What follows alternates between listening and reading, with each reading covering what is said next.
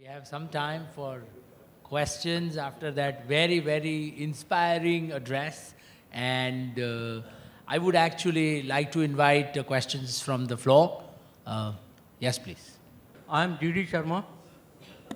Honorable Minister Saab, it is really great pleasure to hear from you regarding IT and ITC.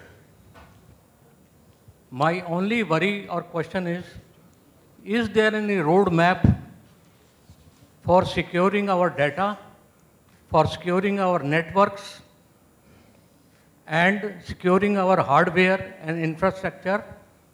In the month of February, there was a news item. India has got agreement with one Israel firm and France firm for manufacturing of the semiconductor chips in India. I do not know what they further progressed, and unless we have the semiconductor chips, I do not think our networks data are secured, although IT, ICT will do the development in India many folds.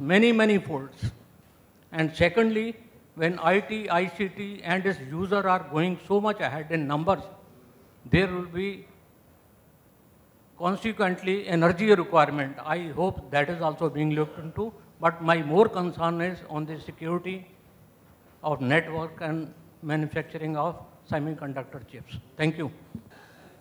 As far as semiconductor is concerned, you are right. Two initiatives have been taken.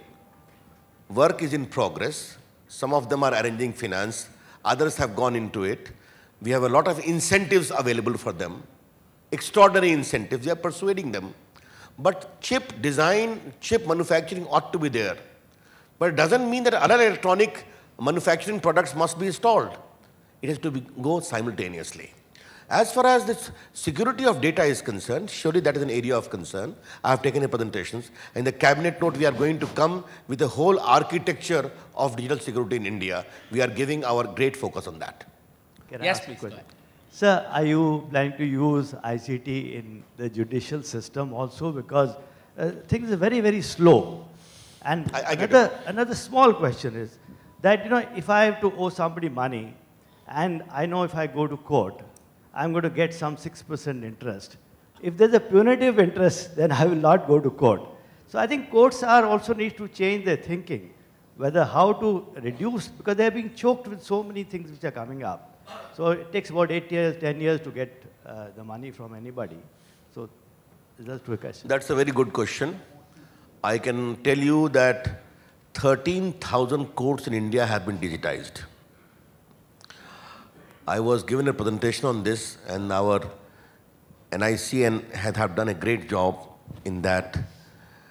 They asked me, sir, which court you would like to go? I said, take me to a court in Tripura, Anuaga. And they took me exactly to a court of judicial magistrate first class. How many cases are listed on that day? I was very impressed. I got a very interesting information from a client. He said, Mr. Minister, when we go for appeal against a lower court order, appeal cannot be heard unless the record comes. Why should I go on every date till the record comes? Why can't your computer at a click of a button show that my record has been received or not received? I have asked them to do that. This children lost and found. A big portal is also going to be finally become a reality, where we can have a portal where children who are lost can identify themselves so that people can find who are looking for themselves. Other issue is, I am very keen that the pendency of all the high courts must be available, judicial record display. I think we'll succeed very soon. We are in dialogue. So the pendency is very much there. Two things I am following very closely. This traffic challan cases, 18 lakhs in number. Those who don't pay have to suffer the consequences. Can we do that? You talked of penal interest. I'm talking of check bouncing cases. We have got 22 lakh check bouncing cases. And we have come with a law whereby we want to have a Lok Adalat kind of an alternative dispute resolution. If you don't pay, suffer summary trial. These things are going on. I can only say the second phase of digital courts exercise is going on. We'll certainly push it in a very big way, and the power of ICT is to be used.